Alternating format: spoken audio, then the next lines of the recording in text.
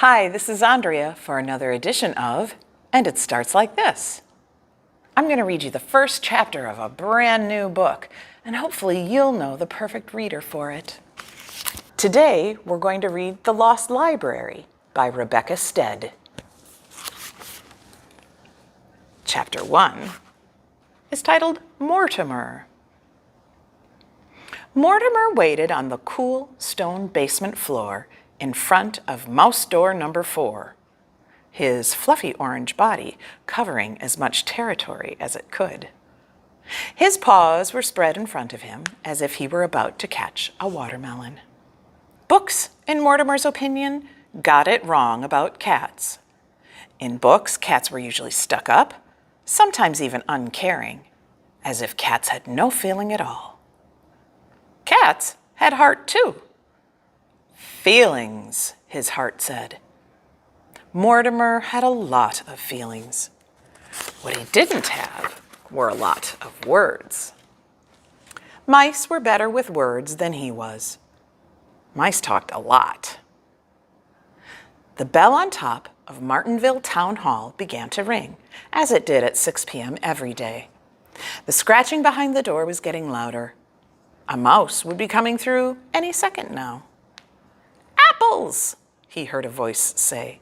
"I smell apples!" And behind the voice, there were murmurs of excitement. "Here they come," Mortimer thought. He put on what he hoped was a gentle smile just as the first of the mice emerged, shaking off bits of dust and sawdust and, as usual, talking.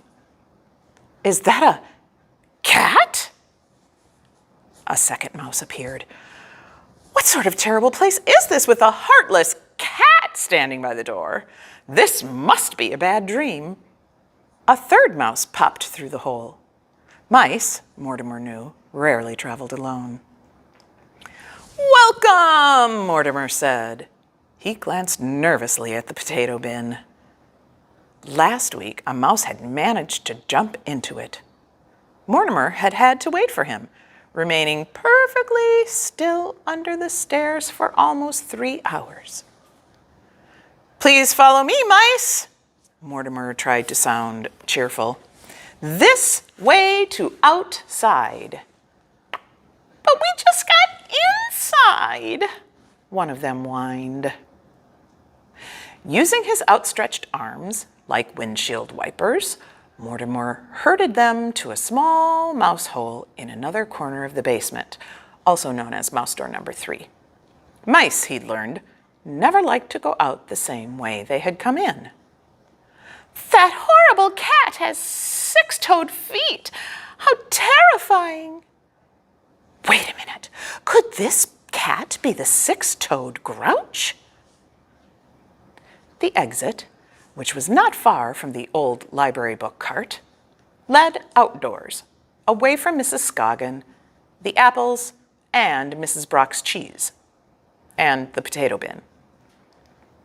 "And now I suppose we are expected to go straight out into the cold again?"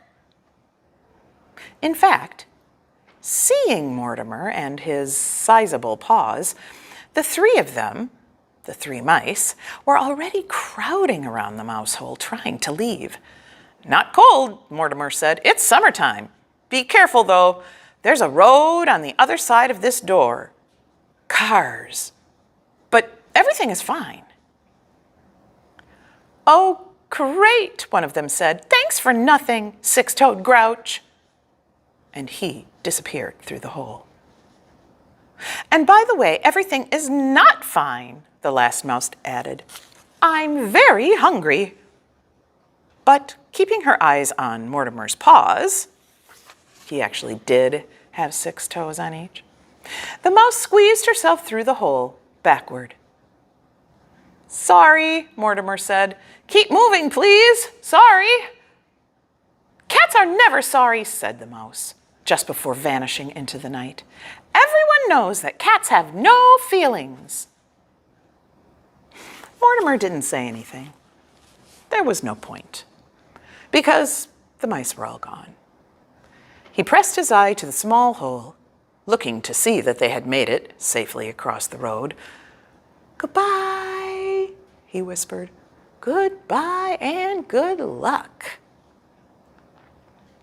Mrs. Scoggin did not tolerate mice. By now, Mortimer knew that he couldn't stop them from coming in through the mouse holes. He'd carefully numbered them. Mouse doors number 1 through 5. The mice had been coming for all the years he'd lived in the house, and there wasn't much he could do about it, other than gently guide them back outside again. He'd learned to hear their scritching and scratching and was always ready to meet them at a door and point them to the nearest exit. Mortimer did not think of himself as good with words, but his hearing was excellent. He tried to straighten up the basement, a usual rushing around the way they did. The mice had banged into things. Tonight, 3 apples had fallen from a tall, wobbly shelf. Even with 24 toes, Mortimer could not pick up apples. But he could roll them to a spot near the stairs, where Al would be sure to spot them right away. He lined them up for her. Maybe they were not too bruised, or she could make applesauce again. When the basement was neat and quiet, he took a deep breath, savoring the smell of apple muffins that floated down the stairs. Al was baking, as she did most Sundays.